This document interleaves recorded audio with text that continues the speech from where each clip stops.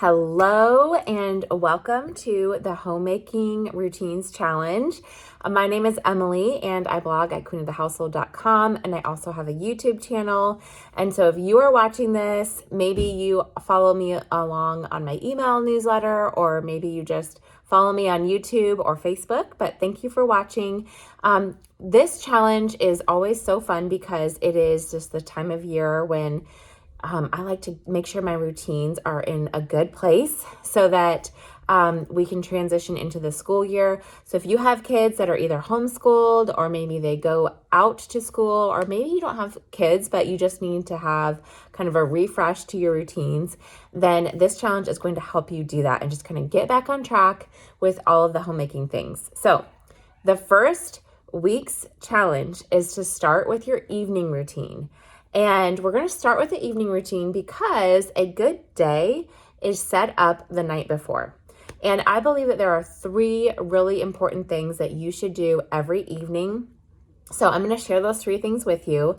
But if you feel like that is just too much, or maybe it's just like, maybe you start really strong and you do all those 3 things the first day and then you kind of like start to lose momentum, then just pick one of these things to make a habit for the entire week. Okay, so the first habit that should be included in any evening routine is to do the dishes. So clean up after dinner. I remember when I did not have this habit, and I would go to the kitchen sink the next morning and it would be full of dirty dishes, and I needed a cup for my coffee and I needed a bowl for my cereal, and I did not have any clean dishes. And so I'd have to squirt some dish soap in my mug and my bowl, and I'd have to swish it around with some water and clean it out, rinse it out so that I could just have breakfast. And that was so frustrating to do that over and over every single morning. So one of the first things that I tell anyone who is just trying to get a good routine with homemaking is always start with your dishes.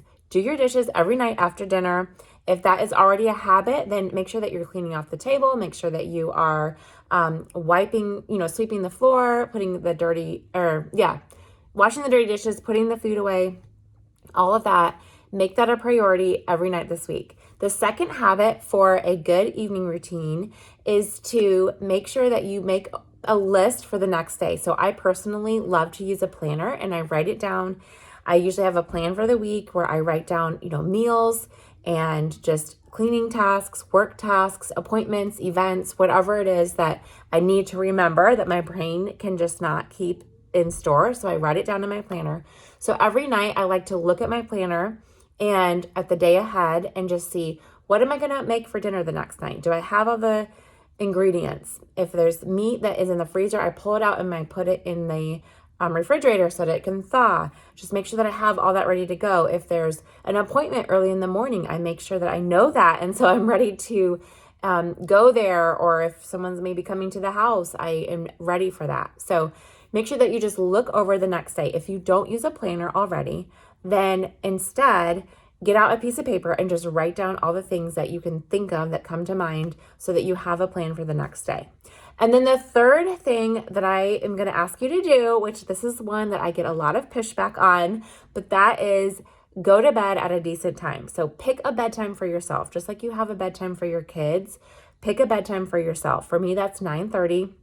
That is when I make sure that I close the book I'm reading, turn off the TV if I'm watching something on TV, or if I'm scrolling my phone, I turn my phone off at 9:30, and I go to the bathroom, I wash my face, brush and floss my teeth, all the things, and then I get in bed, because it is so important to get the sleep that you need. And a lot of women do not get the sleep that they need, and sleep is a basic necessity that everybody has to have.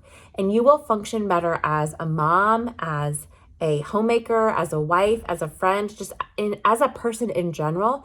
You will do better if you get the sleep that you need. And I know that that can be somewhat difficult, especially if you have young kids and you're working all day with them and you get them in bed and you're just like, mom time. I can relax, I can chill, and you just want to stay up and do your own thing in the quiet. But I would strongly encourage you to, yes, put your kids down, and then maybe for an hour, hour and a half, maybe even 2 hours stay up, do your thing, relax, but then make sure you get yourself in bed. Don't stay up and stay up super late where you're super tired the next day.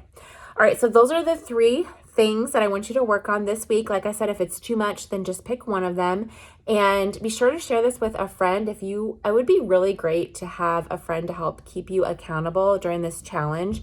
It runs throughout this whole week. And then next week on Sunday, I will share a second challenge with you. And then we'll have a third challenge. So we're just going to work on getting our homemaking routines where they need to be and just giving ourselves that refresh. So thanks for joining me, and I'll see you in the next video. Bye.